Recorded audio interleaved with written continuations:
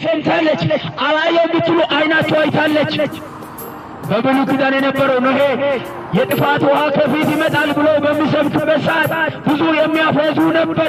ኖሄ በመታዘዝ ቤተሰቦችን ራሱን ከዛ ከጥፋት ውሃ አስመልጧልና፣ ስለዚህ ወንድሞቼ ከዚህ ጌታ ጋር ታረቁ።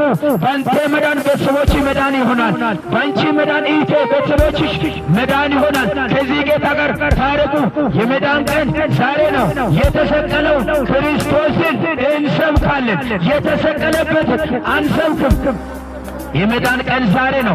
ነገ የሚባል ቀጠሮ የለም። አምልጥ። ኢየሱስ ክርስቶስ እንዲህ ብሎ ከ2017 ዓመት በፊት የተናገረው ትንቢት ዛሬ እየተፈጸመ ነው ያለው። የኔ መምጫ በሚደርስበት ጊዜ በምድሪቱ ላይ አይታችሁ ሰምታችሁ ማጣቁት ነገር ይሆናል። ይህ የኔ መምጫ ምልክት ነው ብሎ የተናገረው አሁን እየተፈጸመ ነው ያለው። የጦርና የጦር ወሬ የሚሰሙት የመሬት መንቀጥቀጥ